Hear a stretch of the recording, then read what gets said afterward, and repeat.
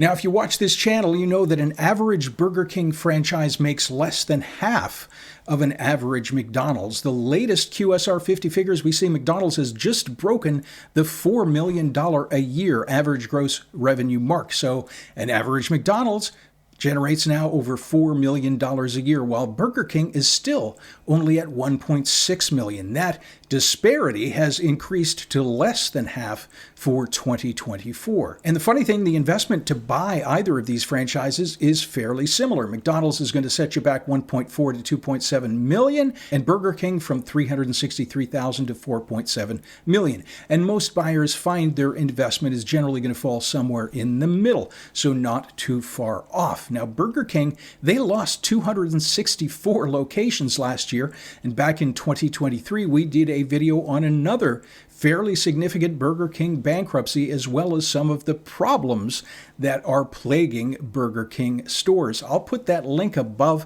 and I'll put it at the end of the video as well. Now, we have over 350,000 views on that video and a lot of viewer comments that Burger King corporate should really take a look at. Stores are usually horrible, woefully understaffed, renovating stores instead of focusing on franchisees. Food sucks. Almost 3,000 comments, and most of them not very flattering. Burger King is now owned by RBI. 3G Capital Group once held a 71% majority stake in Burger King. Now, they aren't very public about it, but 3G is actually a Brazilian company. It was founded in Brazil. It's not American at all. Anyway, enough rabbit hole on Burger King. The latest bankruptcy involves a major franchisee in Florida and Georgia. Name of that company is Consolidated Burger Holdings, LLC, and they've filed for Chapter 11 bankruptcy protection. Now, the places that are directly affected are Tallahassee in southern Georgia, 18 restaurants there, South Florida, 19 restaurants,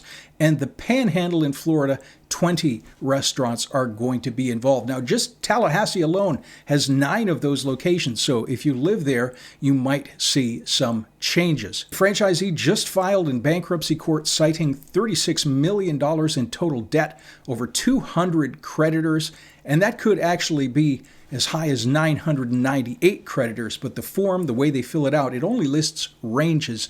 So we know it's under 999 and it's over 200, so somewhere in that range there. They also listed only $179,000 in cash and cash equivalents.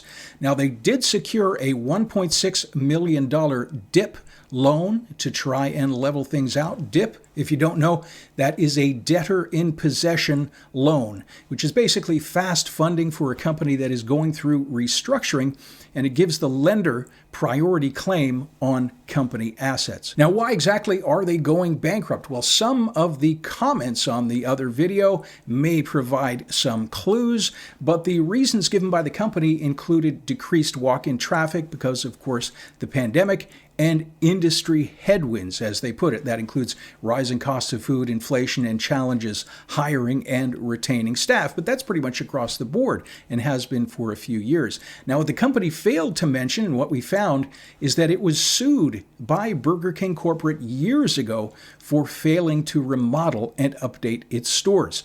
Now, remodeling for these size and scale of franchises costs a lot of money for the franchisees, but it does make a restaurant look a lot better, freshens them up, and has been proven to actually increase revenue. So it's a good idea to do.